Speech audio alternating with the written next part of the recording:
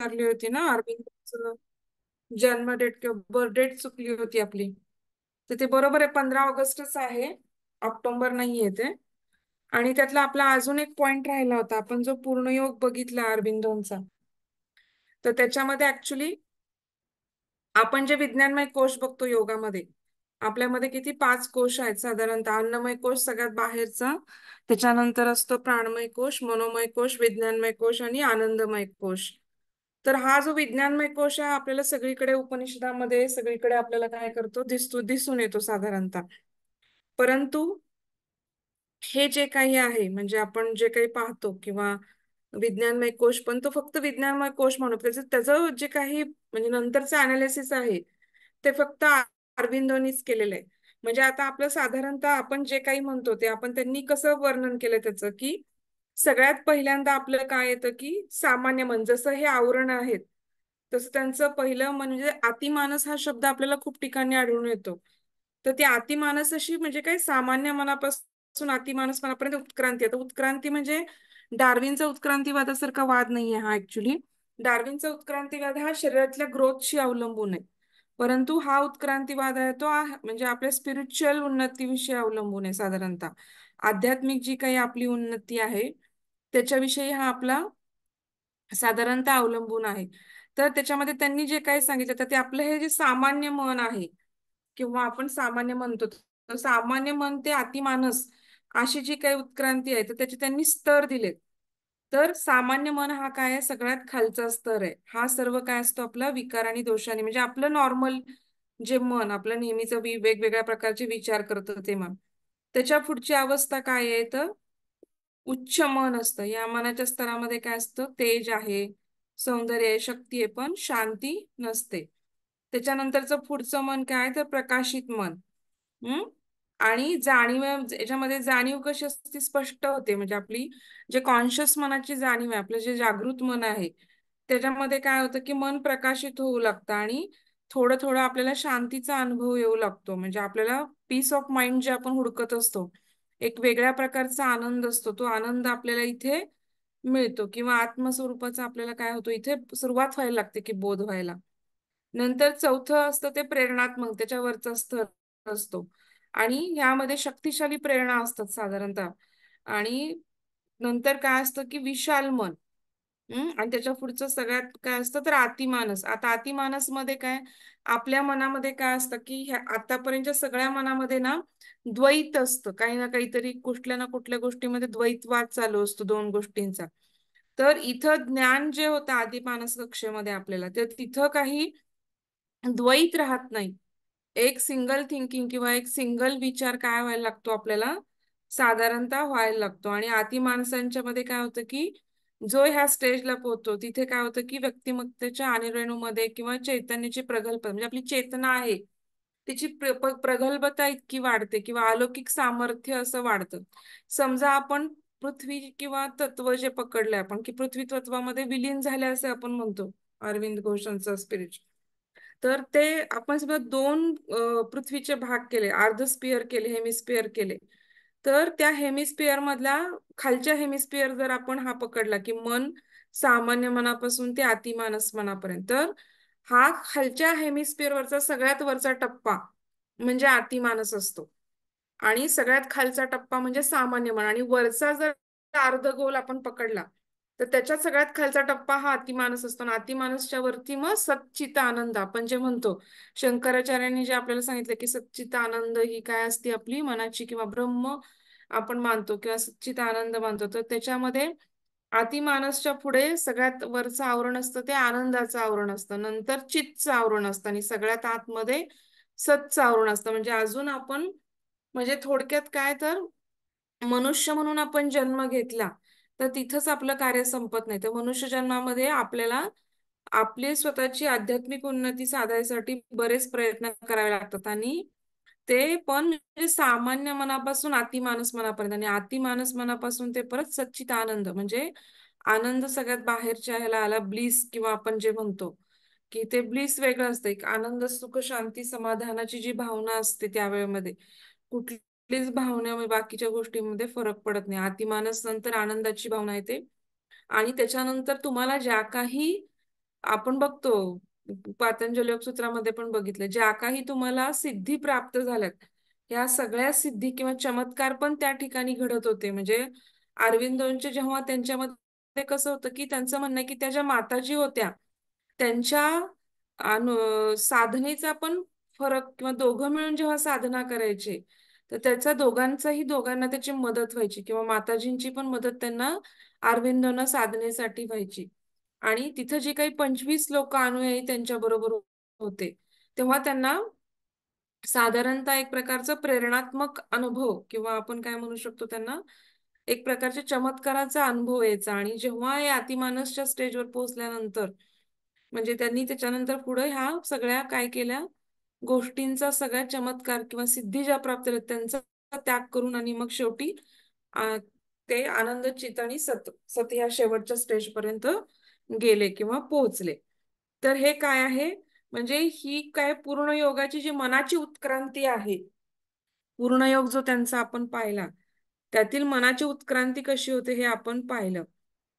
आणि त्यांचं सगळ्यात महत्वाचं त्यांचं तत्वज्ञान किंवा त्यांचं कार्य आहे काय आहे, तर त्यांचं असं काय म्हणणं आहे की सृष्टीमध्ये किंवा निसर्गात आढळणारे सगळं सृष्टी कशी बनते, तर त्यांचं म्हणणं काय की अचेतन किंवा अचेतन जे आहे हे सगळ्या गोष्टी त्या काय करतात की साधारणतः त्या अचेतनेमधून पुढं अर्धचेतन, आणि अर्धचेतन मधून पुढं अर्धचेतन म्हणजे आता वनस्पती वगैरे, किंवा हे जे थोड्या प्रमाणात ज्यांना वनस्पतींना पण जीव असतो तर वनस्पती वगैरे, आणि त्याच्यानंतर मग चेतन जीव म्हणजे आपल्यासारखे प्राणी मात्र, आणि मग ईश्वर, अशी उत्क्रांती काय होत असते हळूहळू होत असते. आणि ह्याच्यामध्ये काय करत असतात की हे म्हणजे पृथ्वी तलावरती काय साधारणतः ही उत्क्रांतीची क्रिया घडून येते. म्हणजे साधारणतः निसर्ग किंवा सृष्टी कशी निर्माण होते तर पूर्ण डिटेलमध्ये द्यायची गरज नाही, पण त्याचं बेसिक माहित पाहिजे. आणि त्यांचं महत्वाचं एम काय होतं की सगळ्या पृथ्वी तलावरती देवतत्वांना आणणं. म्हणजे हे जे काही आपण विष्णू, शंकर किंवा हे जे सगळे कृष्ण, हे जे आपण पाहतो, तर ह्या सगळ्या देवतांना पृथ्वी तलावरती किंवा ह्याच्यावरती काय आणायचं, आणि इथं सगळ्या सृष्टीमध्ये देवत्व किंवा देवजीवनांचं पृथ्वीवर अवतरण करायचं. आणि त्यामुळं आपलं महामानवामध्ये रूपांतर व्हायला, किंवा आपल्याला आपली हीनता दुर्बलता सगळी कमी होऊन काय होते की जीवनामध्ये ऐश्वर संपन्न म्हणजे ज्ञान संपन्नता, किंवा ऐश्वर संपन्न म्हणजे कशाने होणे, तर होलिस्टिक किंवा स्पिरिच्युअल वेनी आपण काय होऊ शकतो की ज्ञानात्मक दृष्टीने आपल्याला काय होऊ शकतं त्याच्यामध्ये हे होऊ शकतात. तर ते अतिमानस म्हणून भाग 1 ते भाग 8 असे युट्यूब वरती तुम्हाला व्हिडिओ मिळतील. हम्म. अतिमानस म्हणून आहे, त्याचे युट्यूब वरती व्हिडिओ आहेत. म्हणजे तुम्हाला कोणाला इंटरेस्ट असेल खूप सारा तर त्याच्यामध्ये बऱ्यापैकी सृष्टीची उत्पत्ती कशी होते किंवा त्यांचा काय उद्देश होता. मग त्यांना ते लक्ष्मी, भगवान विष्णू त्यांनी प्रत्येकांना या अतिमानस स्टेजमध्ये जाऊन विचारलं प्रत्येक देवांना. तर कुणीच फक्त कृष्ण तयार झाले पृथ्वी तलावरती अतिमानसच्या स्वरूपात यायला. बाकीचे कुठलेच देवदेवता तयार झाले नाही असं त्यांचं म्हणणं आहे. आणि शिव फक्त एकदा म्हटले की जेव्हा ह्या सृष्टीवरती सगळ्या लोकांचा अतिमानस पर्यंत उत्क्रांती होईल, तेव्हा मी या सृष्टीतलावरती परत जन्म घेऊ शकतो, असं त्यांनी म्हटलंय. असं त्यांनी त्यांच्या त्यांच्या आध्यात्मिक एक स्पिरिच्युअल किंवा अनुभवामध्ये सांगितले. तुम्हाला कुणाला ऐकायचे असतील तर ती युट्यूब वरती मला वाटतं की त्या लिमये म्हणून आहेत कोणीतरी, त्यात केतकी लिमये म्हणून, त्यांनी त्याचे बऱ्यापैकी ऑडिओ प्रसिद्ध केले आहेत. 7 का 8 ऑडिओ आहेत त्याचे. तर म्हणजे पूर्णयोग म्हणजे काय, किंवा अरविंदो म्हणजे जे आपले हे अरविंद घोष होते, जे वंगभंगाच्या चळवळीमध्ये क्रांतिकारी होते, तेच पुढे जाऊन हे होलिस्टिक ह्याच्यामध्ये त्यांनी काय केली, ग्रोथ केली. आणि ते 5 ऑगस्टच आहे बरं का, ऑक्टोबर नाहीये. ते चुकून झालंय माझ्याकडून. तर ते फक्त चेक करा, सगळ्यांनी 5 ऑगस्ट करून घ्या तिथे. हम्म. तर आता आपण कुठले कुठले बघितले, कोण सांगते का, कुठले कुठले मॉडर्न थिंकर बघितले आपण, कुणाला लक्षात आहे का? कुणाला आहे का लक्षात? झोपले काय सगळे? ऐकू येते ना? हो हो, अरविंद घोष एकदा पाहिले. हम्म. नंतर सेकंड काय पहिले? आचार्य रजनीश, हा, बरोबर. पुढे? स्वामी कुवलयानंद, हा. चौथे टीएम पद्धती ज्यांनी सांगितली ते कोण आहे? महेश. महेश योगी. Very good. ते महत्वाचे आहे. त्यांच्या 7 ते मोठे जरा टीएम म्हणजे काय किंवा टीएमचे परिणाम काय, 7 स्टेजमध्ये आपण मी पहिल्या स्टेजमध्ये सांगितलं होतं, तर ते थोडस बोलत बोलत लिहून घ्या.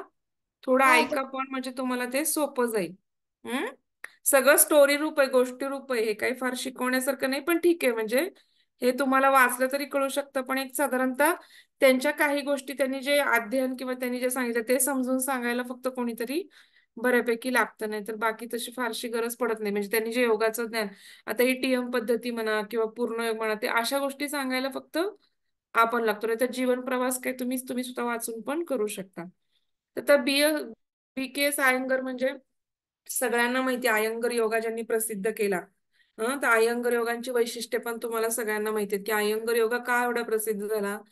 तर अयंगर योगामध्ये सगळ्यात महत्वाचं म्हणजे काय, की त्यांनी कुठल्या आसनानंतर कुठलं आसन करायचं ही पद्धती अभ्यासाने खूप हे करून दिली. आणि प्रत्येक आसन प्रत्येकाला पूर्णत्वाने करता येत नाही, तर ते प्रत्येक ठिकाणी प्रॉप वापरून आसन कसं पूर्णत्वाला सिद्ध न्यायचं हे त्यांनी शिकवलं. आणि त्याच्यामध्ये त्यांनी बरेच प्रॉप वापरले, त्यामुळे ते म्हणजे ब्लॉक्स म्हणा किंवा रोप्स म्हणा किंवा पिलोज म्हणा, खाली म्हणजे इव्हन बेडशीट्स किंवा जाड रंगाचे रग्स असं त्यांनी वापरून प्रत्येक ठिकाणी काही ना काहीतरी प्रॉप वापरून आपल्याला ऍक्च्युली बेसिक किंवा योगाची जी ओरिजिनल म्हणजे व्यवस्थित जी पद्धत म्हणू शकतो किंवा व्यवस्थित जे आसन म्हणतो आपण, पूर्णासन किंवा त्याची आसनाची योग्य पद्धत, तर ती अचीव करण्यासाठी ह्या प्रॉप्सचा आपल्याला प्रत्येक ह्याच्यानुसार उपयोग झाला.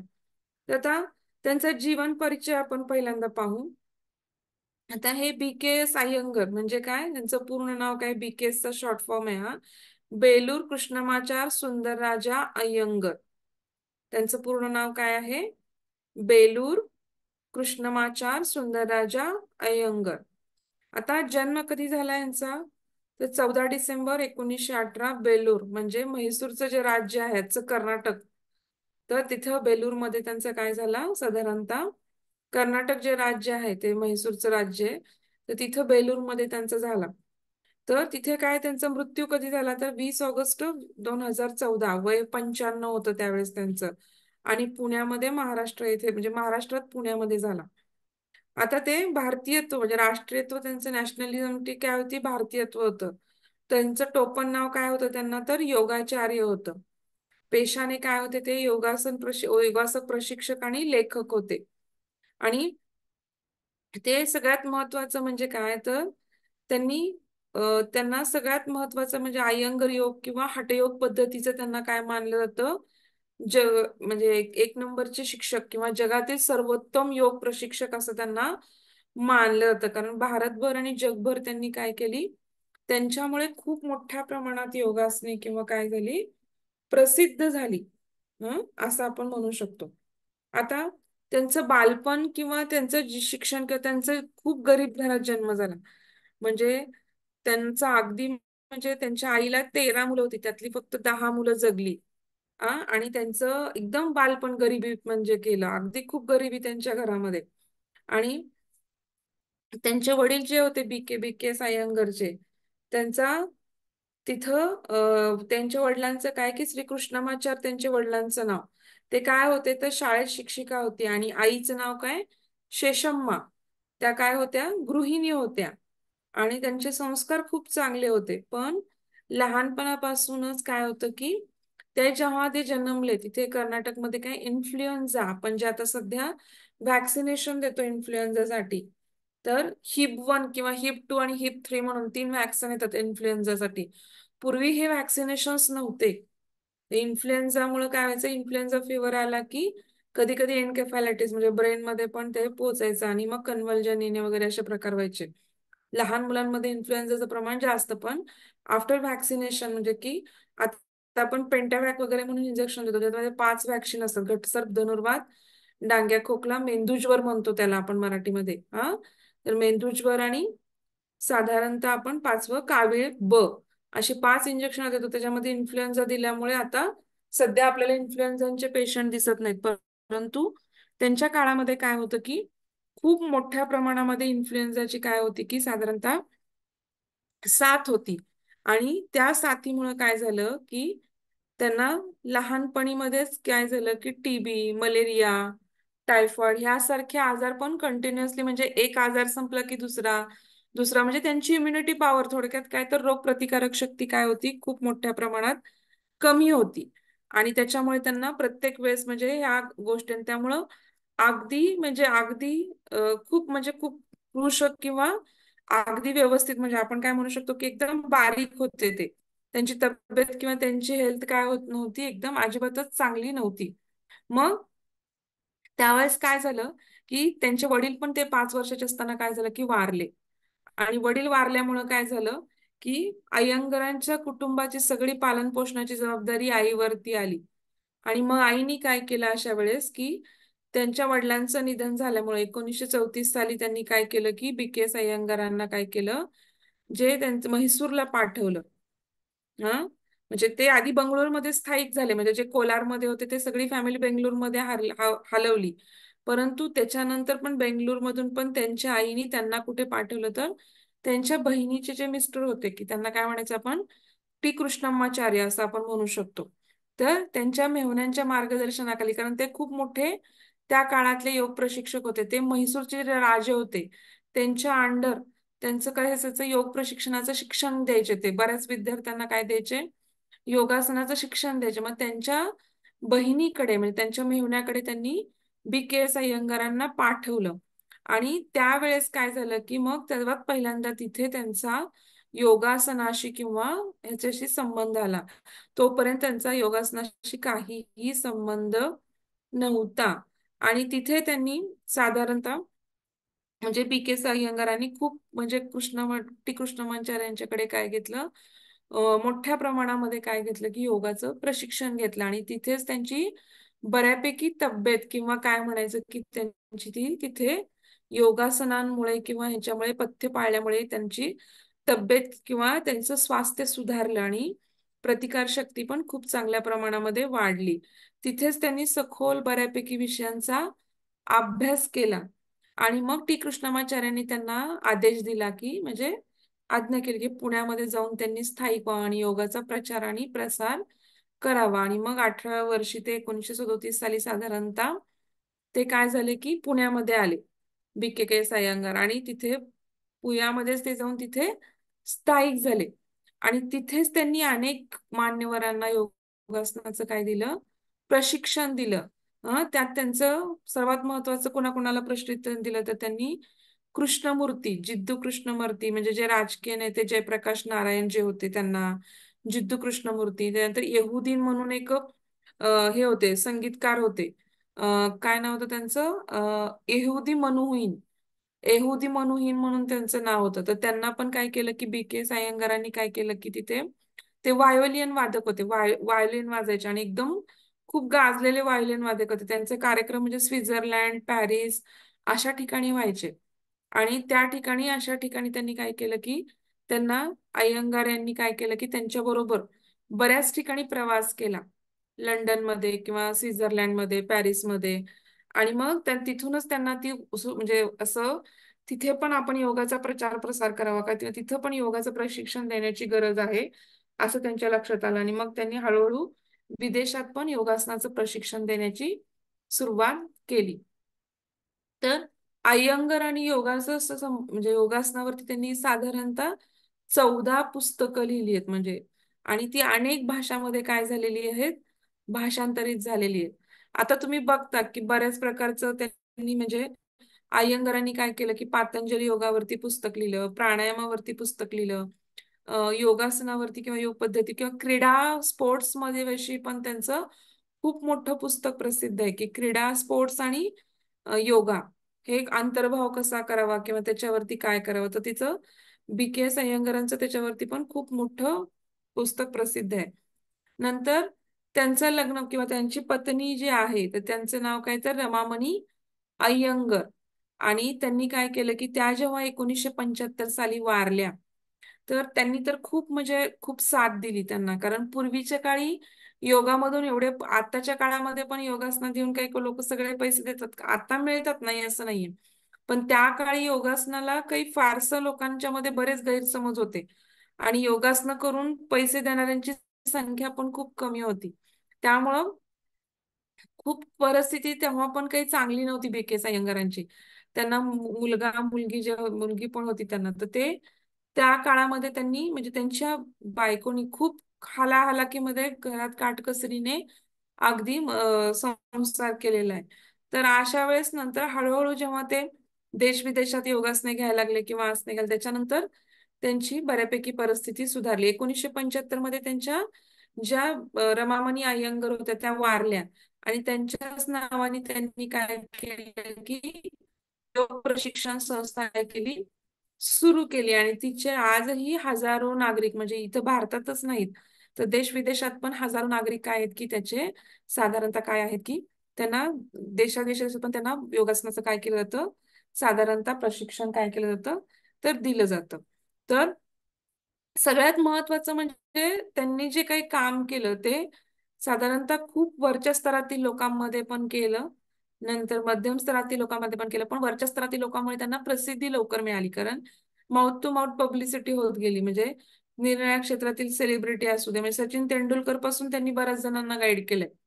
म्हणजे इव्हन क्रीडा संघ ह्याच्यामध्ये सचिन तेंडुलकर म्हणा किंवा हे आता सगळी नावं सांगितलेली तर ह्या सगळ्यांमध्ये त्यांनी काय केलं की म्हणजे त्यामुळे त्या सहभागामुळे त्यांना असं एक प्रचंड वलय प्राप्त झालं प्रसिद्धीचं आणि त्याच्यामुळे त्यांनी सगळा प्रचार प्रसार भारताबाहेर पण करण्यासाठी किंवा योगाला एक सायंटिफिक स्थान मिळवून देण्यासाठी तर त्यांनी काय केलं की वलय प्राप्त करून दिलं. हं? कारण आपण काय करतो की आपली प्रगती फक्त आसन होते फार फार तर प्राणायामाती तर पुढे आपली प्रत्याहार म्हणजे स्वतःवरती संयम नसतो धारणा जमत नाही धारणा जमत नाही त्यामुळे पुढे ध्यान जमत नाही ध्यान नाही त्यामुळे समाधी जमत नाही. तर त्यासाठी जरा उच्च प्रकारची आपली काय लागते साधना लागते ती आपल्याला जमत नाही पण कमीत कमी यम नियम आसन प्राणायाम यम नियम पण पाळणं सोपं नाहीये तेवढं सगळ्यांना पाळणं जमतही नाही परंतु जेवढं शक्य आहे आपल्याला तर तेवढं आपण पाळलं पाहिजे. तर आता त्यांच्यामुळेच भारतीय योगशैलीने काय पूर्णपणे सगळीकडे हे प्रचार किंवा प्रसार होतो. नंतर योग दिनाच्या निमित्ताने पण इंग्लंडमध्ये इंग्लंडनी काढली ती ऍक्च्युली आपली तारीख परंतु योग दिनाच्या निमित्ताने पण आपला सगळीकडे आता योगाचा काय होतो प्रसार होतो. आता त्यांची मुलगी जी गीता अय्यंगार आहे त्यांनी त्यांच्याविषयी असं एक साधारणतः पुस्तक लिहिलं आणि त्याच्यामध्ये त्यांचं बालपण किंवा त्यांचं शिक्षण किंवा त्यांची जीवनशैली कशी होती हे आपल्याला त्याच्यामधून आपल्याला कळून येतं. आता जे बी.के.एस. अय्यंगार किंवा बालकृष्णमाचार्य सुंदरराज आपण जे म्हणतो तर त्यांचा जन्म आपण बघितला की बेल्लूर येथे 14 डिसेंबर रोजी झाला. तर त्या काळामध्ये काय होतं की पहिल्या महायुद्धाचा तो काळ सगळा कसला होता तर पहिलं महायुद्ध चालू होतं आणि देशभरामध्ये काय सांगितलं होतं मी तुम्हाला मगाशी सांगितलं की इन्फ्लुएन्झाची भयानक साथ आली होती आणि हा बालपणाचा सगळ्यात काय होता की भयंकर रोग समजला जाईल की त्यामध्ये त्यांच्या वयाच्या 5व्या वर्षी त्यांचं काय झालं साधारणतः 5व्या ते 8व्या काही ठिकाणी 5व्या वर्षी उल्लेख आहे काही ठिकाणी 8व्या वर्षी उल्लेख आहे. पण म्हणजे ठीक आहे म्हणजे तुम्ही काही पण लिहू शकता किंवा त्यांच्या अगदी लहानपणीच वडील वारले किंवा असं तुम्ही लिहू शकता. तर त्या काळामध्ये त्यांचं काय झालं की पितृछत्र हरवलं आणि मी तुम्हाला सांगितलं की ते कुटुंबातील काय होतं की साधारणतः 9वं अपत्य 13 अपत्य होती पण 10 शिल्लक राहिली आणि ते 9वं अपत्य होतं. त्यांचे वडील काय होते शिक्षक होते. हम्म आजोबा काय होते की शालेय शिक्षणाविषयी आजोबांचं काय होतं बऱ्यापैकी त्यांना म्हणजे फोर्सफुली प्रत्येकाला शिक्षणाची काय करायची ते शिक्षण पाहिजेच असं त्यांचं मत होतं परंतु लहानपणापासून त्यांची तब्येत कधीच त्यांना साथ दिली नाही. बऱ्याच आजार म्हणजे टीबी म्हणा किंवा टायफॉइड म्हणा किंवा कुपोषण म्हणजे माल नरिष्ड चाइल्ड होते आपण म्हणतो ना की आदिवासी भागामध्ये कुपोषित मुलांचं आता तर भारतामध्ये कमी आहे प्रमाण त्या मानाने पण अजून पण कुपोषित मुलांचं प्रमाण जास्त आहे. आणि त्याच्यामध्ये सारखा औषधोपचार आजारपणा त्यामुळे काय होतं की आत्मविश्वास कमी निराशा असं त्यांच्यामध्ये जास्त प्रमाणामध्ये लहानपणी दिसून येत आणि मग त्यांच्या ह्या तब्येतीमुळे त्यांना पुढे काय केलं झालं की त्यांना त्यांच्या बहिणीकडे वडील वारल्यानंतर त्यांच्या बहिणीकडे पाठवण्यात आलं आणि तिथे मग ते कृष्णमाचार्यांनी काय केलं की ते म्हणजे ते कृष्णमाचार्यांनीच ऍक्च्युली त्यांना घेऊन गेले, कारण ते धारवाडला एका दौऱ्यावरती आलं असतं. ते त्यांनी बघितलं की त्यांची तब्येत ठीक नसते, किंवा कर्मधर्म संयोगाने त्यांना लक्षात आलं की बाबा हे आपण जर त्यांना पुण्यात नेलं तर त्यांची तब्येत सुधारण्याची योगाने शक्यता जास्त आहे. मग त्यांनी ह्यांच्याकडे कृष्णमाचार्यांनी कडे एक म्हणजे शिक्षकाची मागणी पण त्यांना आल्या होत्या. बऱ्याच ठिकाणून म्हणजे योग शिक्षकांच्या मागण्या पण येत होत्या आणि ते पूर्ण पण करू शकत नव्हते. मग त्यांचं असं डोक्यात विचार आला की मी जर ह्याला शिकवलं तर ह्याला एक प्रकारचा स्वतःच्या चरितार्थासाठी काहीतरी एक धंदा पण मिळेल, किंवा एक आपण बिझनेस म्हणू शकतो. आणि त्याच्यामध्ये तो तब्येत पण, त्याची स्वतःची तब्येत पण सुधारेल, अशा दोन्ही गोष्टींचा विचार करून त्यांनी त्यांना घेऊन गेले. त्यांच्या आई वडिलांकडनं म्हणले की मी त्याला घेऊन जातो. आणि त्या काळी सुद्धा म्हणजे त्यांना जुजबी इंग्रजी येत होतं, म्हणजे फार काही इंग्रजी चांगलं येत नव्हतं. परंतु त्यांनी त्यांना पुण्याला पाठवलं आणि तिथे पूर्णपणे शिकवल्यानंतर पुण्यात पाठवलं. आणि तिथे पुण्यात सुद्धा ते काय करायचे तर एखाद्या छोट्याशा घरात, मी तुम्हाला सांगितलं तसं, कारण परिस्थिती त्यावेळेस योगाला एवढं महत्व नव्हतं, बरेच गैरसमज होते आणि पैसे तेवढे मिळायचे नाही. म्हणजे घर भाड्या इतके पैसे त्यांच्याकडे नव्हते, तर भूतानी पछाडलेलं घर जे कोणी घेत नव्हतं, असं ते कमी पैशामध्ये, त्यांनी कमी भाड्यामध्ये ते घर किरकोळ खर्चामध्ये किंवा डागडुगीजेमध्ये ते ते राहत असत. कधी कधी तर पूर्ण पाणी आणि कॉफीवरती त्यांना दिवस काढावे लागले, कारण जेवणालाही त्यांच्याकडे पैसे नसायचे. आणि त्यामुळे त्यांना योग विद्या म्हणजे त्या दिवसभरामध्ये नुसतं पाणी आणि याच्यामुळे पण कधी कधी थकवा जाणवायचा. आणि मग त्यांच्या मुलगी अशी म्हणते की संध्याकाळी आल्यावरती ते त्यांच्याकडनं हातपाय किंवा कंबर पाय दाबून घ्यायचे. कधी कधी योग विद्येसाठी जेव्हा ते दौऱ्यावरती जायचे तेव्हा त्यांना जेवणाचीही त्याची कामामध्ये त्यांना जेवणाची पण भ्रांत नसायची. आणि अशामुळे त्यांचं काय झालं की 20 पाऊंडनी साधारणतः वजन पण खूप कमी झालेलं होतं. त्यांनी स्वतःच कसलंच म्हणजे हे केलं नाही की बाबा त्यांनी स्वतःचीच म्हणजे अ, अगदी म्हणजे शागिर्द पत्करली, म्हणजे अगदी आपण म्हणतो ना डिवोशननी एखादं काम केलं आणि काही विचार न करता स्वतःच प्रयोग करून करून नवनवीन गोष्टी शोधून त्यांनी काय केलं की उपचार म्हणजे योगोपचाराचं पण काम काय केलं सारू, म्हणजे काही आजारांमध्ये योगोपचाराद्वारे कसं काम करायचं हे पण त्यांनी शोधून काढलं. त्याच्यानंतर त्यांचं हे जे गरिबीपणाचं किंवा हे कधी हटली, साधारणतः 1943 ते 44 सालांपर्यंत त्यांना हा त्रास झाला. त्याच्यानंतर ते बऱ्यापैकी पुण्यामध्ये काय झाले की त्यांची बऱ्यापैकी नाव झालं आणि ते तिथे बऱ्यापैकी काय झाले, साधारणतः तिथं योग विद्येमध्ये त्यांनी जम बसवला आणि त्यांना बऱ्यापैकी काय झालं की त्याच्यातून काय व्हायला लागले की पैसे मिळायला लागले. आणि मग त्याच्यामध्ये त्यांना आर्थिक संपन्नता आली. मग त्यांनी योगासने, प्राणायाम, स्वास्थ्य ह्याच्यातून कसं आरोग्य प्राप्त करायचं. नंतर ह्या सगळ्यासाठी त्यांनी काय केलं की ते सगळे लोक किंवा शिक्षकही तिथं बरेच त्यांनी तयार केले.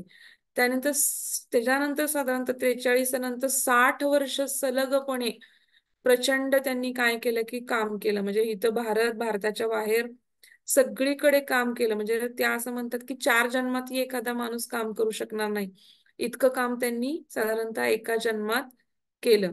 त्यांनी साधारणतः 125 ते 150 अयंगर प्रशिक्षण संस्था काय केल्या, सगळीकडे योग संस्था चालू केल्या. आणि हा सगळा विश्वव्यापी पसारा त्यांनी काय केलं, पूर्णपणे सांभाळा. सुमारे 10 लाख लोकांना त्यांनी काय केली, योग दीक्षा दिली. म्हणजे परोक्ष असेल किंवा अपरोक्ष असेल, त्यांच्या स्टुडंटद्वारे असेल, त्यांनी साधारणतः काय केलं की 60 ते 70 लाख विद्यार्थी घडवले जागतिक स्तरावरती. आणि सगळं व्यवस्थापन म्हणजे शारीरिक क्षमता तर त्यांची इतकी अफाट होती की नंतर नंतर म्हणजे पहिल्यांदा तुम्हाला माहिती आहे की त्यांची शारीरिक अवस्था चांगली होती, पण नंतर योगाच्या द्वारे आणि त्यांनी स्वास्थ्य किंवा आपल्या ह्याच्याद्वारे हळूहळू काय केलं की त्यांनी त्यांच्या जर त्या आश्चर्य व्यक्त त्यांच्या साधारणतः खूप म्हातारपणी जरी त्यांच्या जेव्हा तपासण्या केल्या गेल्या तर त्यांची फुफ्फुस क्षमता ही 18 ते 20 वर्षाचा जो ऍथलेटिक्सचा मुलगा असतो तेवढी त्यांची फुफ्फुस क्षमता चांगली होती. म्हणजे स्पायरोमेट्रीनी बघतो आपण फुफ्फुस क्षमता, किंवा आता ते मशीन आहे त्या मशीन मध्ये ते स्पायरोमीटरच असतं, ते फुंकायला लावतो आपण आणि त्या फुंकल्यानंतर आपलं की किती आपलं टायडल व्हॉल्यूम आहे किंवा एक्सपायटरी व्हॉल्यूम किती आहे, इन्स्पायटरी व्हॉल्यूम किती आहे, तो बघितला जातो.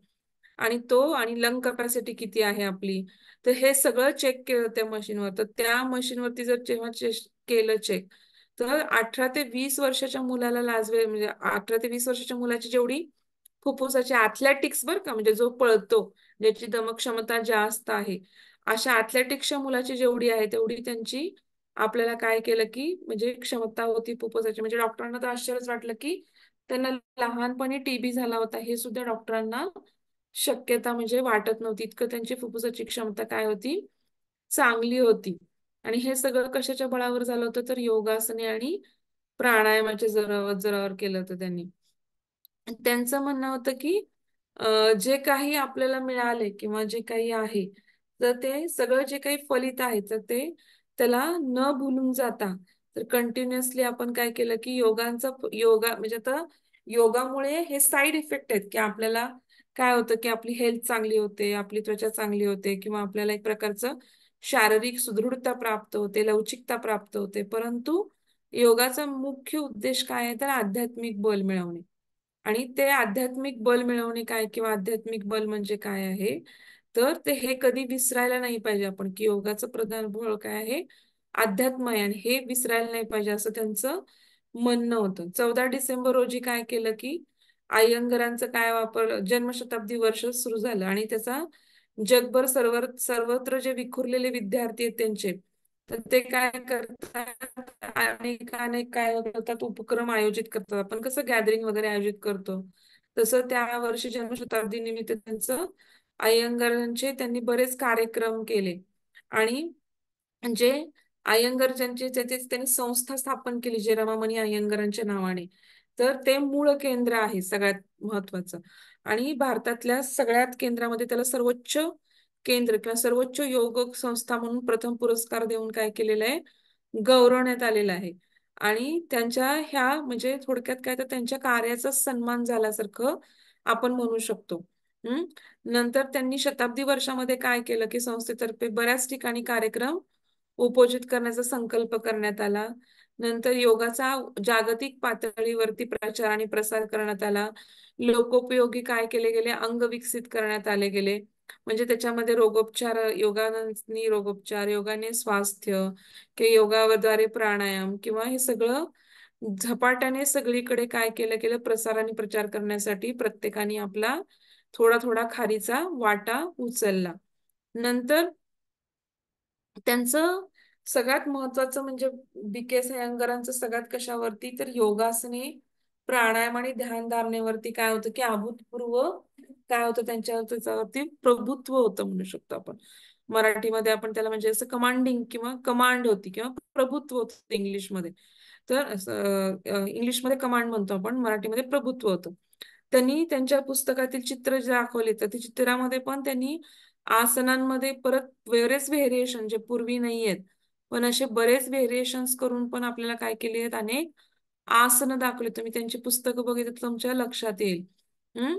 नंतर त्यांना योगातील काय म्हणलं जातं साधारणतः, तर मायकल अँजेलो असं युरोपात त्यांना ख्याती प्राप्त आहे.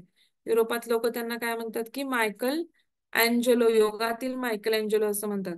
किंवा एखादा कवी किंवा काव्य जसे गायक किंवा बंदिशी बनवतो किंवा पेश करतो, तसं ते काय करत की आसन असं कलाचा आविष्कार असल्यासारखं आसन कसं करायचं किंवा आसनातील एकदम बारीक बारीक बारकावे किंवा ते प्रॉप्स घेऊन कसं करायचं, ज्याला पूर्णपणे येत नाही त्यांनी कसं करायचं, या सगळ्या गोष्टींचं त्यांना काय होतं की खूप मोठ्या प्रमाणात ज्ञान होतं. आणि ते स्वतः इतकी योग साधना करीत की म्हणजे वयाच्या 97-95 वर्षापर्यंत पण ते पूर्णपणे योग साधना करीत होते आणि सगळी आसनं करत होते. हा. नंतर ते पातंजल योग सूत्रांच्या द्वारे त्यांनी काय केलं की त्यांनी ती साधना किंवा हे काय आहे, हे त्यांनी पूर्ण जगाला शिकवून दिलं किंवा दाखवलं. हम्म. ते काय म्हणतात की मी जेव्हा योग साधना शिकवत असतो तेव्हा मी कलाकार असतो एक प्रकारचा किंवा आर्टिस्ट असतो, परंतु मी जेव्हा हे सहन करतो की म्हणजे जेव्हा मी स्वतः अभ्यास करतो तेव्हा मी तिचा एक प्रकारचा निरपेक्ष उपासक असतो किंवा पूजक असतो किंवा अनुष्ठाता असतो. म्हणजे थोडक्यात आपण कशी देवाची भक्ती भावाने पूजा करतो, हा, तर त्यावेळेस आपण काय करतो, आपण स्वतःसाठी आपण एक प्रकारचं त्याच्यामध्ये परमात्म्यात विलीन व्हायचं किंवा त्याच्याशी एकाग्र व्हायचं काम चालू असतं. अशा वेळी मग ते अनुष्ठान घडतं किंवा त्याचं काय म्हणू शकतो आपण, तो पूजक असतो असं आपण म्हणू शकतो. तर त्यांनी काय केलं की जगभरातील विद्यार्थ्यांना काय केलं की त्यांनी त्यांची प्रणाली कशी होती की शिकवण्याची त्रिमुखी होती. म्हणजे त्यामध्ये त्यांनी काय केलं की योगाद्वारे त्यांनी बऱ्याच ठिकाणी काय केल्या की त्याचा प्रचार केला, प्रसार केला आणि त्याच्यानंतर त्यांनी त्याची ध्वनिफिती म्हणजे काय की जे काही आपण ऑडिओ, व्हिडिओ, व्हिज्युअल्स किंवा कॉम्प्युटर म्हणा, ईमेलद्वारे म्हणा, त्याच्या बऱ्याच सीडीज उपलब्ध केल्या किंवा त्याच्या बऱ्याच ठिकाणी त्याचे ध्वनिफिती उपलब्ध केल्या आणि विविध माध्यमातून त्यांनी काय केलं, गावोगावी म्हणा किंवा शाळा म्हणा किंवा महाविद्यालय म्हणा किंवा नियतकालिका म्हणजे मॅगझिन्स म्हणा किंवा पुस्तकं म्हणा, या सगळ्यामध्ये काय केलं की अय्यंगार गुरुजींचं कामाचा किंवा त्याच्यामध्ये साधारणतः त्याचं उल्लेख किंवा त्याची माहिती प्रत्येक ठिकाणी देण्यात आली. हम्म म्हणजे सगळ्यांना, सगळ्या लहानपासून म्हाताऱ्या लोकांपर्यंत प्रत्येकाला त्या ह्या गोष्टीचा उपयोग व्हावा असं त्यांनी पाहिलं. हम्म ते तर म्हणजे मेहुदीय उनीन जे होते ते कसे होते, अत्यंत हळूवार शिकवीत त्यांना. कारण का, कारण त्यांचं कसं होतं की वादनाचे कार्यक्रम सुमारे किती असायचे दिवसाला, तर म्हणजे 225-250 दरम्यान कार्यक्रम असायचे. आणि मग अशा वेळेस त्यांना परत शिकवताना हळुवारपणे किंवा हे त्यांनी साधारणतः इव्हन कृष्णमूर्ती सारखे जे प्रचंड तत्ववेत्ते होते त्यांना सुद्धा त्यांनी 30 ते 40 वर्ष शिकवलं. म्हणजे कारण त्यांची चिकित्सक बुद्धी असणार, ते किती प्रश्न विचारत असतील विचार करा. आणि तरी पण त्यांनी 30 ते 40 वर्ष काय केलं होतं, साधारणतः शिकवलं. नंतर जे बेल्जियमचे राजमाता होती त्यांना पण त्यांनी वयाच्या 85 वर्ष शीर्षासन करण्याचा हट्ट धरला, राजमातेने बेल्जियमच्या. तर त्या 85व्या वर्षावरती पण त्यांनी तो पूर्ण केला त्यांचा हट्ट, की त्यांना कसं शिकवलं असेल शीर्षासन, म्हणजे सोपं नाहीये ते. 85व्या वर्षीच त्यांना शीर्षासन त्या काळात शिकवलं. आणि इव्हन ती बेले डान्सर जी होती, तर त्या बेले डान्सरला तर पूर्णपणे डॉक्टरांनी सांगितलं होतं की तुझ्या कधीच तू परत पायावर उभी राहू शकणार नाही, डान्स करणार नाही. तिलाही आपल्या ह्या अय्यंगार योग साधनेनी, आपल्या कृष्ण BK एस अय्यंगारांनी जे काही योगासनं शिकवली की ती साधारणतः 9वे ते 10वे दिवशी उठून चालायला लागली आणि साधारणतः 15 ते 20 दिवसानंतर ती बैले डान्स पण करायला लागली. तर असे त्यांचे बरेच गोष्टी आहेत. त्यांना साधारणतः काय केलं गेलं तर अय्यंगारांना भारत सरकारने काय केलं, 1919 साली पद्मश्री दिला, 2002 साली पद्मभूषण दिला आणि 2014 साली पद्मविभूषण. असे काय केले की 3 म्हणजे सत्कार प्राप्त केले त्यांनी. म्हणजे कुठले कुठले बघा, लिहून घ्या. 1919 साली पद्मश्री, 2002 साली पद्मभूषण आणि 2014 साली पद्मविभूषण हे पुरस्कार काय गेले, बहाल केले गेले. वयाच्या 96व्या वर्षी त्यांचं कशाने निधन झालं, तर हृदयधक्काने निधन झालं. पुण्यातील काय होतं की प्रयाग रुग्णालयात त्यांनी काय घेतला, अखेरचा श्वास घेतला. त्यावेळेस त्यांची किडनी पण काय झाली होती, बऱ्यापैकी निकामी झाली होती किंवा काम करत नव्हती आणि त्यांना डायलिसिसवर ठेवण्यात आलं होतं. आता त्यांनी लिहिलेली पुस्तकांची नावं काय आहेत बघा. अय्यंगार योगा फॉर बिगिनर्स, हम्म अष्टदल योगमाला खंड 1-2, आरोग्य योग, मराठीतलं पुस्तक आहे हे, आरोग्य योग. नंतर the art of yoga, the illustrated light on yoga, the concise light on yoga, core of yoga sutras, योग दीपिका मराठीमध्ये, योग मकरंद मराठीमध्ये, योग सर्वांसाठी मराठीमध्ये, योग कल्पतरू पेन पण मराठीमध्ये, बॉडी विजडम अँड योगा हे इंग्लिश मध्ये आहेत बाकीची, yoga the path to holistic health, yoga the path to the holistic health. Holistic health वरती बऱ्यापैकी विचारतात बरं का. होलिस्टिक हेल्थ खूप म्हणजे सगळी प्रकारची हेल्थ, म्हणजे तुमची शारीरिक, आध्यात्मिक, भौतिक, भावनिक सगळ्या प्रकारचा विकास जेव्हा होतो त्याला आपण होलिस्टिक हेल्थ म्हणतो. योगा फॉर मदरहुड, फक्त एकाच गोष्टी. आता आपण कसं करतो, मुलांना फक्त अकॅडमिक्स वर लक्ष केंद्रित करतो, पण मुलांचं त्याच्यामध्ये भावनिक वागणं कसं, म्हणजे भावनिक कसा त्यांचा कंट्रोल आहे भावनावरती. बौद्धिक तर काय अभ्यासातनं कळतच. त्याच्यानंतर आपण त्यांचा शारीरिक विकास व्यवस्थित होतोय का, त्यांचं काय म्हणू शकतो आपण सामाजिक किंवा लोकांचं कम्युनिकेशन करण्याचा विकास होतोय का. तर ह्या सगळ्या गोष्टी काय करतात आपल्याला बघाव्या लागतात. नुसतं अकॅडमिक्सच मुलांचं बघून आपल्याला चालत नाही. त्याला होलिस्टिक हेल्थ म्हणतो आपण. Light on ashtanga yoga, light on pranayama, yoga wisdom and practices, light on yogasutra of Patanjali, light on yoga, light on yoga HB, light on life, yoga journey to healing, relax and relaxations. तर हे सगळं आपण आज काय बघितलं तर BKS अय्यंगारांचं बघितलं. हम्म. नंतर आता आपण काय पाहणार आहोत तर स्वामी विवेकानंद. आता स्वामी विवेकानंदांना कोणी बघितलं नाही असं शक्यच नाही.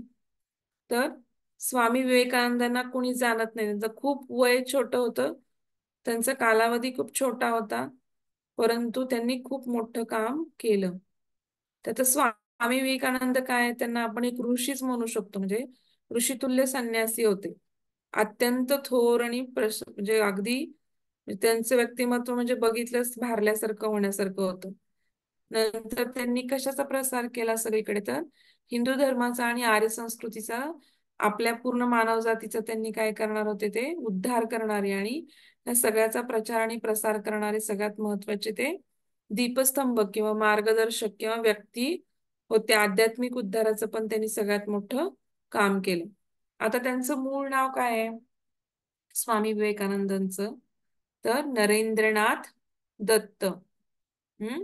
त्यांचा जन्म कुठे झाला तर कलकत्ता शहरामध्ये काय झाला जन्म झाला. त्यांचा जन्म हे काय आहे तारीख काय आहे की 12 जानेवारी 1983 आणि एकदम सुखवस्तू कुटुंबामध्ये त्यांचा काय झालेला आहे जन्म झालेला आहे.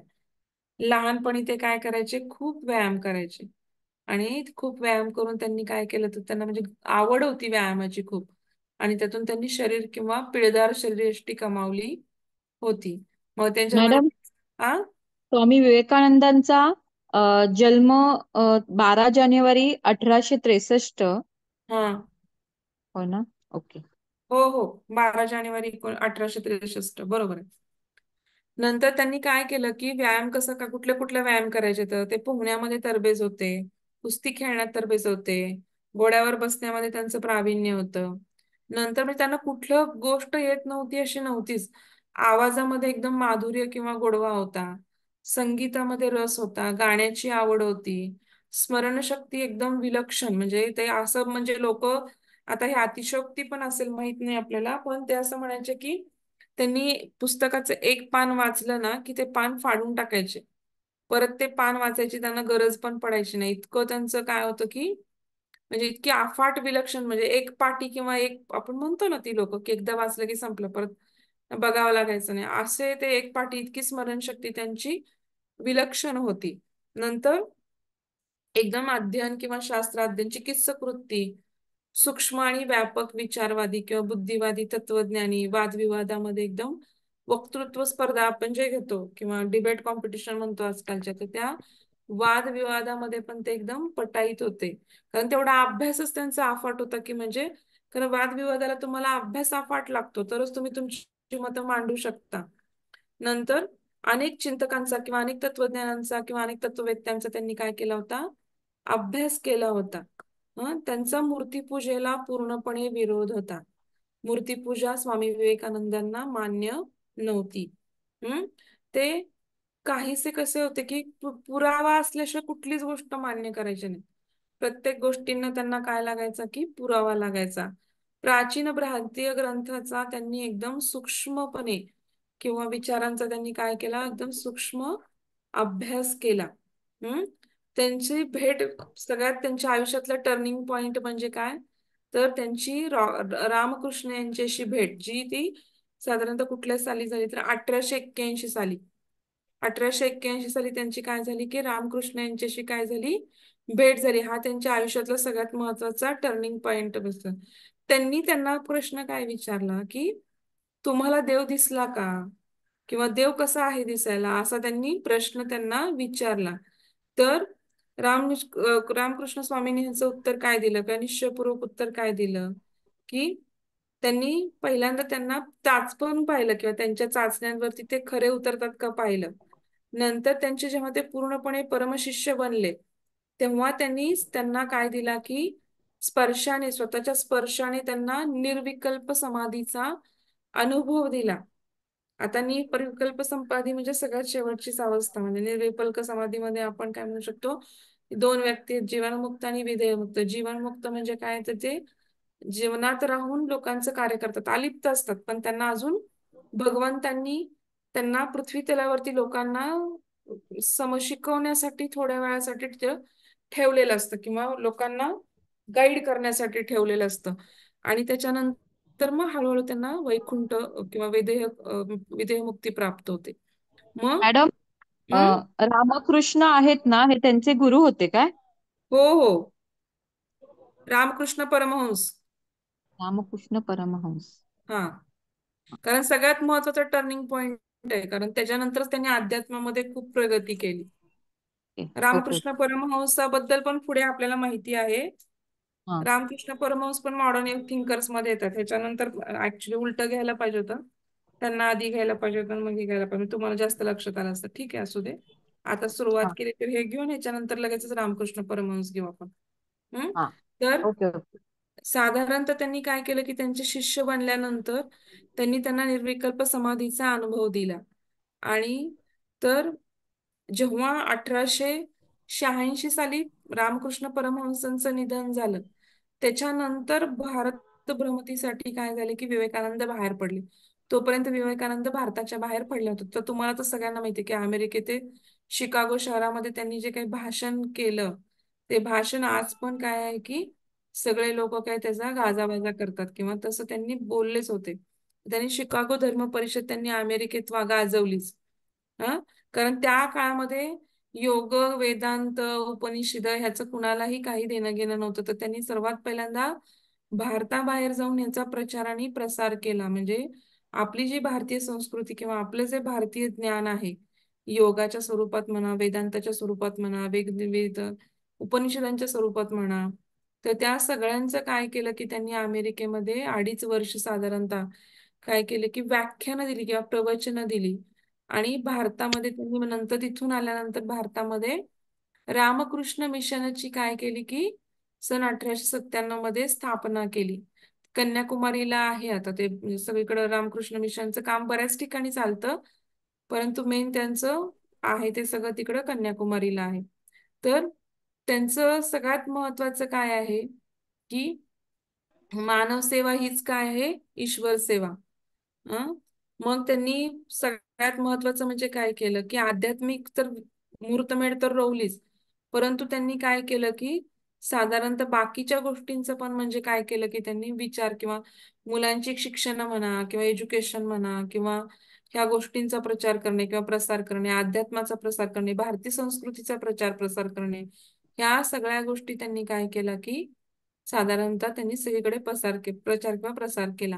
आणि साधारणतः वयाच्या 39व्या वर्षीच काय झालं, की स्वामीजींचं महानिर्वाण झालं. महानिर्वाण, आता निर्वाण माहिती, तुम्ही बुद्ध दर्शनशास्त्र शिकला तर निर्वाण म्हणजे आपल्या सगळ्यांना माहिती.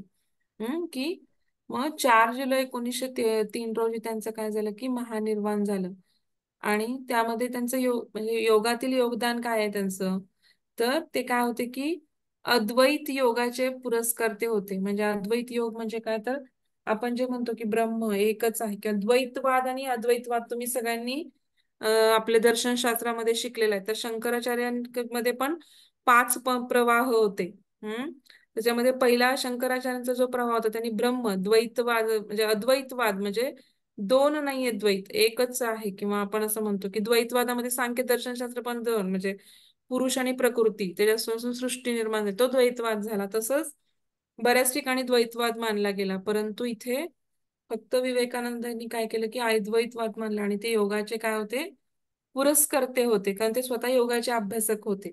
आणि वेदाचं ते किंवा योगाचं ज्ञान आहे ते काय म्हणत, की साधारणतः बघा, की म्हणजे तुम्ही आता विचार करा, की आपल्या जवळच कस्तुरी मृगाला कसं असतं, की आपल्या जवळच कस्तुरी आहे हे त्याला माहित नसतं, आणि त्या कस्तुरीच्या वासापोटी तो सगळीकडे रानात पूर्ण जंगलामध्ये हिंडत असतो. कस्तुरीच्या त्याच्या बेंबीतूनच नाभीतच कस्तुरी असते. पण त्या मृगाला आपल्याकडे कस्तुरी आहे हे कळतच नाही. आणि तो फक्त वासापोटी सगळ्या जंगलामध्ये त्या कस्तुरीचा शोध घेत असतो. पण जे आपल्याकडे आहे ते आपल्याला कधीच कळत नाही.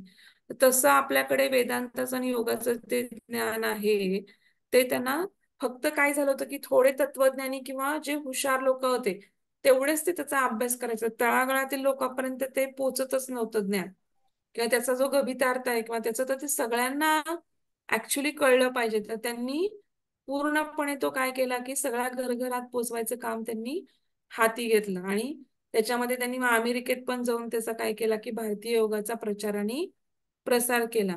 मग त्यांनी काय केलं की साधारणतः आता तुम्हाला सगळं माहितीये की आपण जे हे म्हणतो का की राजयोग म्हणा, कर्मयोग म्हणा, भक्तियोग म्हणा, लययोग म्हणा, हे सगळ्यावरती त्यांनी पुस्तकं पण लिहिली स्वामी विवेकानंदांनी. तर त्याच्यावरती पुस्तकं लिहून काय केलं की स्वामीजींनी त्याच्या प्रसारार्थ काय काय केलं की काम केलं. म्हणजे ज्ञानयोगामध्ये किंवा काय केलं, ज्ञानयोगामध्ये काय केलं की वेदांत या विषयावरती काय केलं त्यांनी पूर्णपणे भाषणं जी दिली. वेदांत, वेदांत म्हणजे काय तर आपण जे दर्शनशास्त्रामध्ये सगळ्यात शंकराचार्यांचं शेवटचं वेदांत बघतो, वेदांत जे म्हणतो आपण, तर त्याच्यामध्ये पूर्वमीमांसा उत्तरमीमांसा जे बघतो आपण, त्याच्यामध्ये वेदांत जो भाग आहे तर तो सगळा त्याचा अभ्यास किंवा शंकराचार्यांचा तो जो सगळा वेदांताचा अभ्यास आहे तो त्यांनी काय केला की सगळीकडे त्याचा प्रचार किंवा प्रसार केला. आणि त्याच्यावरची जी भाषणं आहेत ती सगळी अजून पण ते सीडींमध्ये किंवा ह्याच्यामध्ये बद्ध आहेत. आणि त्यांनी काय केलं की म्हणजे लोक घाबरायचे की वेदांताचा अभ्यास करायचा म्हणजे फक्त हुशार माणसं किंवा पंडित लोकच करू शकतात, आपल्यासारख्या सामान्य माणसांना शक्य नाही. तर ह्यातनं त्यांनी त्या वेदांताला बाहेर काढला आणि त्याला एक प्रकारचं शास्त्रीय स्वरूप देऊन तो तळागाळापर्यंत पोहोचवला. नंतर दुसरा कर्मयोग सांगितला. तर आता काय म्हणत की कर्मयोगाचं खरं प्रत्येक संसाराची पुरुषाच्या किंवा आपल्यासारख्या लोकांच्या प्रत्येक संसाराच्या माणसाच्या आयुष्यामध्ये कर्मयोगाला खूप महत्व आहे. भगवद्गीतेत पण माहितीये तुम्हाला, सगळीकडे माहितीये की कर्मयोगाला काय आहे, खूप महत्व आहे. की ते म्हणत की योग आपल्याला त्या माणसाला की संन्यास घ्या आणि जगापासून सगळ्या गोष्टींपासून पळून जावा असं सांगत नाही. तो जगातच राहून तर आपलं कर्म करीत राहा किंवा आपल्याला जे काही सुख दुःख सत्कर्म सगळ्या गोष्टींचा आपला जो काही आहे, तर त्यांनी योगा हा कर्मसु कौशल्यम याद्वारे काय केलं की कर्म कसं करायचं की निस्वार्थ आणि आनंद, म्हणजे भगवद्गीतेचा उच्चार पण इकडे जो आपल्या ग्रंथात सांगितलाय तो पण, तर त्याचा आदर्श जगापुढे त्यांनी काय केला की उभा केला. आणि त्यासाठी त्यांनी त्याच्यासाठी रामकृष्ण मिशनची पण काय केली, स्थापना केली. कारण त्याच्याद्वारे त्यांना प्रचार आणि प्रसार किंवा आपलं कर्म करता आलं. नंतर राजयोग, राजयोगामध्ये तर तुम्हाला सगळ्यांनाच माहिती की पातंजल सूत्रामध्ये जो अष्टांग योगाचा मार्ग सांगितला की यम नियम आसन प्राणायाम प्रत्याहार आणि ध्यान आणि साधना, त्याला आपण काय म्हणतो, राजयोग. राजयोग तुम्हाला प्रश्न पण असेल मला वाटतं की राजयोगाला शिडी का मानलं जातं. हम्म तर ते ध्यानाची किंवा अध्यात्माची साधनेची शिडी का मानलं जातं राजयोग, राजयोग म्हणजे काय, हा प्रश्न पण तुम्हाला असेल बहुतेक पुढे मागे कुठेतरी. तर त्यांनी काय केलं की राजयोगाचं मध्ये काय केलं त्यांनी की आध्यात्मिक जे पातंजल योग सूत्र आहे त्याचं त्यांनी व्यक्त केलं किंवा त्याची माहिती लोकांना घेऊन दिली. आणि मग त्यांनी परत त्याचे स्थूल आणि सूक्ष्म पण भाग केले की स्थूल गोष्टी काय आहेत किंवा सूक्ष्म अभिव्यक्ती आपल्याला कशाद्वारे होते, तर फक्त इंद्रियाद्वारे होते. आणि त्यासाठी सूक्ष्म अभिव्यक्ती किंवा आपली आध्यात्मिक उन्नती करण्यासाठी किंवा आपल्याला सूक्ष्म अनुभव घेण्यासाठी राजयोग काय आहे आपल्याला गरजेचं आहे. आणि त्यासाठी पातंजल सूत्राचं त्यांनी काय केलं की समाधीपर्यंतचा मार्ग त्यांनी काय केला की लोकांना समजावून सांगितला. त्याच्यानंतर त्यांनी भक्तियोग जो सांगितला, तो भक्तियोग म्हणजे काय तर भगवंत, आता हा भक्तियोगाचा मार्ग आपल्यासारख्या लोकांना मोक्ष मार्गासाठी सगळ्यात सहज आणि सोपा आणि सुलभ मार्ग आहे. कारण भक्तियोगामध्ये काय की तो भक्त भगवंतापासून विभक्तच होत नाही, त्याला भक्त म्हणतो आपण. जो भगवंतापासून विभक्त होत नाही त्यालाच आपण काय म्हणतो, भक्त म्हणतो. आणि हा आपल्या मनामध्ये विचार पाहिजे की 24 तास किंवा म्हणजे 24 तास नाही, आयुष्यभर म्हणजे आपलं जेवढं जीवन आहे, जीवनाच्या आधी म्हणा जीवनाच्या नंतर म्हणा, सगळ्या वेळेस आपल्यावरती काय असतो की तो भगवंत आपल्या बरोबर आहे ही भावना आपल्याला पाहिजे. कारण ईश्वर फक्त देवळात नसतो, तर ईश्वर कसा आहे सगळीकडे, तुमच्यात आहे, माझ्यात आहे, प्राण्यात आहे, प्रत्येक जिवंत वस्तूमध्ये किंवा निर्जिवंत वस्तू म्हणजे निर्जीव वस्तूंमध्ये पण काय आहे, भगवंत आहे. तर भक्ती मार्गामुळे काय होतं, आपल्या अहंकाराचा, आपल्या अहमचा जो माझा इगो आहे, त्या इगोचा काय होतो, अहंकाराचा नाश होतो. आणि आपोआपच काय होतं की म्हणजे मी करता नाही तर फक्त करता काय आहे, भगवंत आहे किंवा हरी करता आहे, अशी एकच भावना काय होते आपल्या मनामध्ये रुजते. आणि प्रत्येक गोष्टीचं क्रेडिट घेणं किंवा मी केलं, माझ्यामुळं झालं.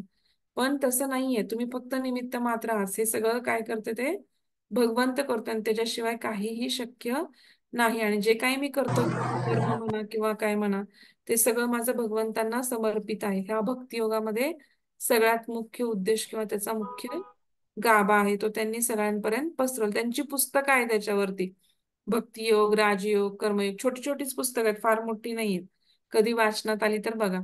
हम्म नंतर तर त्यांनी स्थापन केलेल्या संस्था कोणकोणत्या आहेत, तर आता मी तुम्हाला सांगितलं की रामकृष्ण मिशन संस्था त्यांनी पाचन केली. त्यांनी त्यांनी काय केले की लोकांना, पाश्चिमात्य लोकांना मेन योगाची, वेदांताची, उपनिषदाची ओळख करून दिली.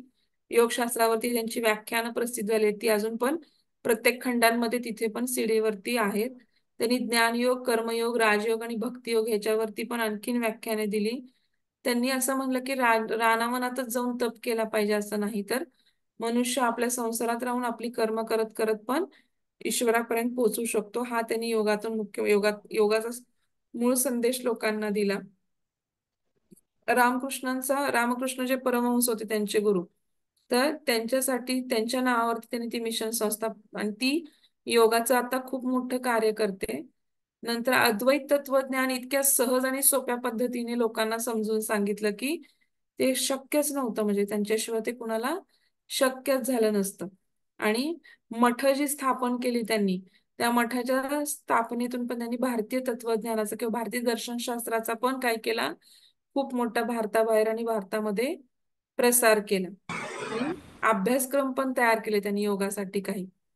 म्हणजे आता हे थोडक्यात काय की विश्वची माझे घर किंवा विश्वधर्माचा पाया रचणारे स्वामी विवेकानंद हे प्रमुख होते. आणि ते ऋषितुल्य होते. ऋषितुल्य का म्हणलंय त्यांना, कारण त्यांचं आयुष्य फक्त सामाजिक कार्य करण्यात गेलं, किंवा त्यांनी ब्रह्मचारी होते आणि त्यांनी पूर्ण आपलं जे काही 39 वर्षाचं छोटंसं आयुष्य होतं ते सगळं आध्यात्मिक नॉलेज देण्यासाठी आणि लोकांना समजून सांगण्यासाठीच घातलं. त्याच्यानंतर आधुनिक काळाला अनुरूप त्यांनी वेदांताची आणि योगाची मांडणी केली. योगाद्वारे कसं लाईफ जगायचं ते शिकवलं. नंतर त्यांनी पार काश्मीर पासून ते कन्याकुमारी पर्यंत पण भारतामध्ये खूप पायी प्रवास केलाय सगळीकडे. आणि सगळीकडे काय केला की प्रचार आणि प्रसार केला. त्याच्यानंतर त्यांनी तुम्हाला शिकागो तर परिषद गाजवली माहितीच आहे सगळ्यांना. आणि त्यांनी काय केलं की म्हणजे अगदी दिव्यत्व आणि चैतन्याचा त्यांनी काय केला की सगळ्यांना साक्षात्कार घडवला. त्यांनी साधारणतः काय केला की अखेरचा श्वास कधी सोडला तर 4 जुलै 1902. आणि तिथंच त्यावेळेस त्यांचं काय झालं की आपण म्हणू शकतो की महानिर्वाण झालं किंवा ते समाधीत विलीन झाले, असं आपण म्हणू शकतो. हम्म? काही शंका आहे का कुणाला याच्यामध्ये? पुढच्या वेळेस आपण ते परमहंस आणि स्वामी सत्यानंद सरस्वती दोन गोष्टी पाहू आपण. हा